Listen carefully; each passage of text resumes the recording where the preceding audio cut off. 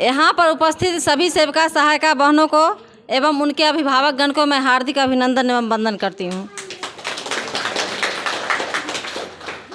आज जो लगभग हमको लगता है 2 साल के बाद आज हमें मौका मिला है बैठक करने का, और हमको आज बहुत खुशी हो रही है जो सभी बहन आज उपस्थित हुए हैं।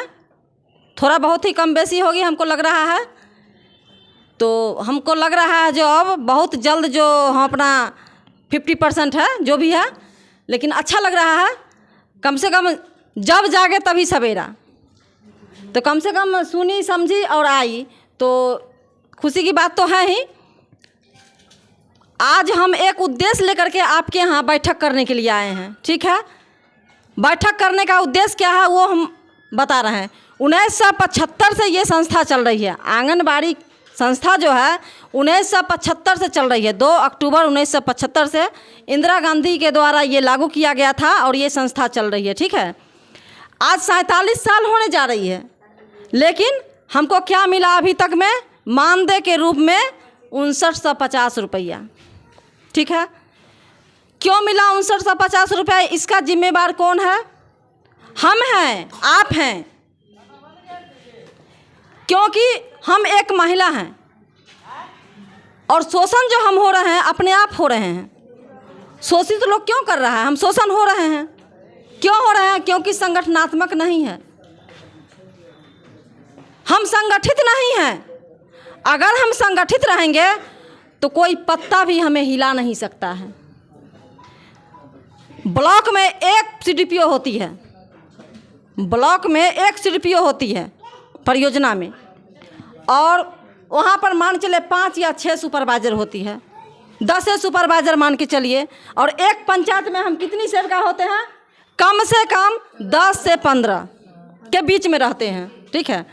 तो 10 से 15 के बीच में 1 सुपरवाइजर होती है और 1 CDPO होती है, और वो एक बार धमकाती है तो हम डर के जो कहती है सो कर लेते हैं। और 15 सेविका हम वहाँ पर कमज़ोर पड़ जाते हैं। क्यों कमज़ोर पड़ जाते हैं? इसका कारण क्या है?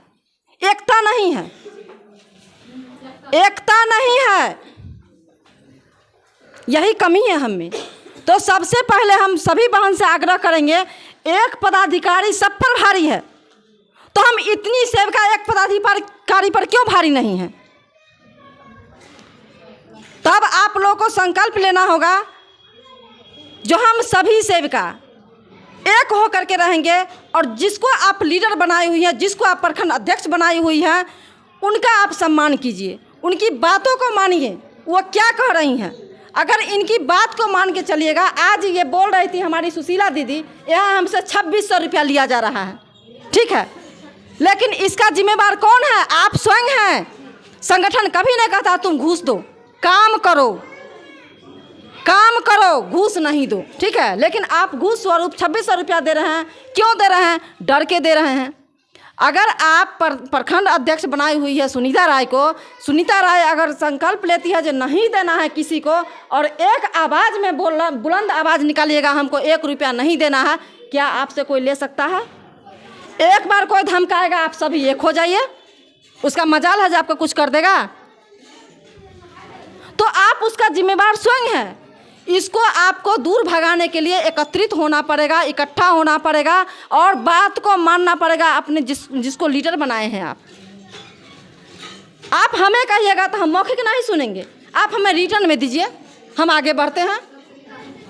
आपके लिए खुला हुआ लोक अदालत, हम वहाँ जाएंगे, वहाँ हम निराकरण करवाएंगे।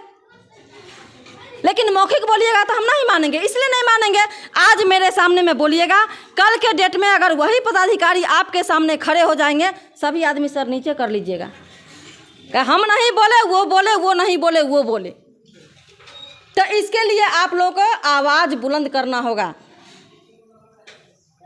आवाज़ जब तक बुलंद नहीं कीजिएगा हम सक्सेस नहीं हो पाएंगे। अभी एक ही उद्देश्य है, हमको किसी विषय पर नहीं जाना है, हमको एक विषय लेके चलना है, समान काम का समान वेतन। हमें क्या चाहिए? समान काम का समान वेतन।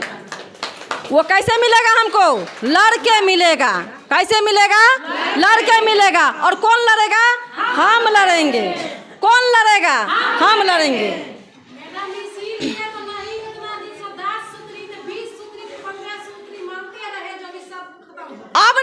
नहीं, अब एक मांग और बहुत खुशी की बात है जो आप लोगों के लिए हम लोग supreme court chief justice, high court chief justice और आपको प्रधान मुख्य सचिव के यहाँ सभी जगह हम लोग एक आवेदन वहाँ दिए हैं, जो उसका सुनवाई आपको 6 तारीख को होने जा रही है।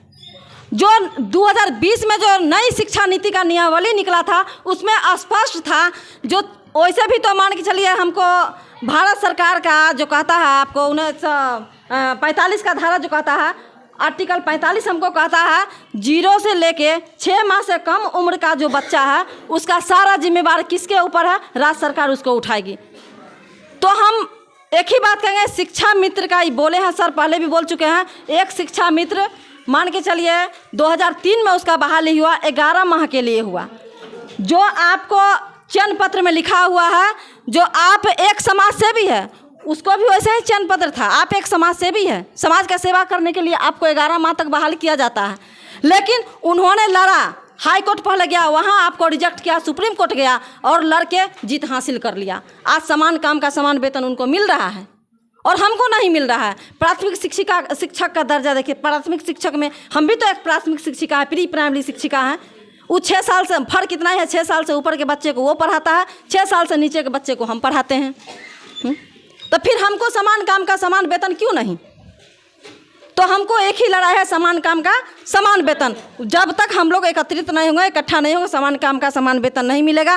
तो 2020 में जो नियमावली निकला हुआ था, आर्टिकल 45 कहता है जो उससे कम 6 साल से कम उम्र के बच्चे को मान के चलिए हमको राज्य सरकार सारा जिम्मे उठाएगी और उसका दाम होना चाहिए समान काम का समान वेतन, यानी कि ओवर आपको 5,000 6,000 नहीं। सुप्रीम कोर्ट का भी आदेश था, ग्रेजुएटी वाला भी उसमें निकला हुआ था, जो आपको मजदूर का दर्जा, मजदूर तो भी तो हम नहीं हैं, ना हम शिक्षिका हैं, ना मजदूर हैं, ना हम नर्स हैं, लेकिन काम हम क्या करते हैं? सारे काम करते हैं। BLO का काम करते हैं, वो कौन करेगा? सरकारी कर्मचारी करेगा। उसका तनख्वाह कितना है? 80,000, 60 से 80 के बीच में रहता है। आप इलेक्शन ड्यूटी करते हैं, परीक्षा ड्यूटी करते हैं, उप रजिस्ट्रार हैं। उप रजिस्ट्रार अभी नहीं हटा है आप लोग को। उप रजिस्ट्रार हम सबका साइन नहीं करेंगे तो जन्म प्रमाण पत्र कोई भी बना दे, लेकिन साइन आपको करना होगा। तो उप रजिस्ट्रार हम हैं, लेकिन हमको कहीं स्थान है? उसके लिए क्या प्रोत्साहन राशि के रूप में क्या मिलता है? 20 रुपया। वो नहीं मिला है कहीं भी, उसके लिए 20 रुपया मिलता है। तो फिर उप रजिस्ट्रार हम कैसे हैं? BLO हम कैसे हैं? नहीं है। तो अभी जो है हम लोगों को एक ही लड़ाई है, हम लोग हाई कोर्ट जाएंगे, हाई कोर्ट से सुप्रीम कोर्ट जाएंगे। पहले तो ये आपको ट्रेनिंग कहाँ लटकी हुई है, कहाँ अटका हुआ है? 2020 में नियमावली लागू हो गया, कहीं कहीं बुक भी मिल गया इसका। हम लोग के यहाँ कुछ सेवका का बुक भी मिल गया। बाल्यावस्था का देख रेख कैसे होगा, उसका कैसे ट्रेनिंग 6 माह साल भर का करना है, इंटर पास और मैट्रिक पास, जो जैसा एजुकेशन जिसका था उस आधार पर ट्रेनिंग करवाना था, उसका जो है बुक भी कहीं कहीं मिल गया, लेकिन ट्रेनिंग नहीं कराया। 6 दिवसीय इसी ट्रेनिंग कराया गया, उसके बाद ट्रेनिंग नहीं कराया गया। तो वो कहाँ पर जाके लटका हुआ, इसका आवेदन वहाँ दिया गया है, जिसका सुनवाई 6 तारीख को है। ये होती है जो मतलब कहाँ पर लटका हो जवाब देगी, उसके बाद जो है हम लोग तुरंत हाई कोर्ट में रीट फाइल करेंगे। किसको लेकर के? प्री प्राइमरी शिक्षिका का दर्जा के लिए। जो हम एक प्री प्राइमरी का शिक्षिका हैं, इसलिए 4 घंटा का ड्यूटी हम भी करते हैं। तो हमको 4 घंटा नहीं चाहिए, हमको 8 घंटा ड्यूटी ले, लेकिन हमको समान काम का समान वेतन दे। तो कुछ बहन बोल रही थी, हम विषय पर हम चर्चा कर दें।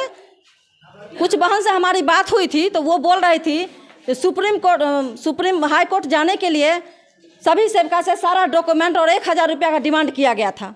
उसमें बहन सब बोली जो हम लोग इतना पैसा बहुत ज़्यादा हो जाएगा, बोली थी ना। लेकिन आपको मैं बहन बता देती हूँ, ये आपको संगठनात्मक केस नहीं होने जा रही है, इंडिविजुअल केस हो रही है। आपके लिए संगठन लड़ेगा तो संगठन अकेला कोई पैसा देगा? सभी मिलकर दीजिएगा तभी तो हम लड़ाई सक्सेस होगा। तो इंडिविजुअल केस होने जा रही है, इसीलिए आपसे मांगा। यहाँ से सुप्रीम कोर्ट तक जाने में मात्र सेवका को 3,000 रुपया खर्च होगा, उससे ज़्यादा नहीं होगा। एक सेवका का मात्र 3,000 रुपया, जबकि आप मंथली में 3,000 रुपया पदाधिकारी को पहुँचा आते हैं, जो आपकी लड़ाई भी नहीं लड़ती है। तो क्या अपने अधिकार के लिए नहीं लड़ना चाहिए? अपने हक के लिए नहीं लड़ना चाहिए? इसमें भी कोई जबरदस्ती नहीं है। जो सेवका जाइएगा कोर्ट में, उसी सेवका का मान्य प्राप्त होगा। जो नहीं जाइएगा वो कभी दावा नहीं कर सकते हैं।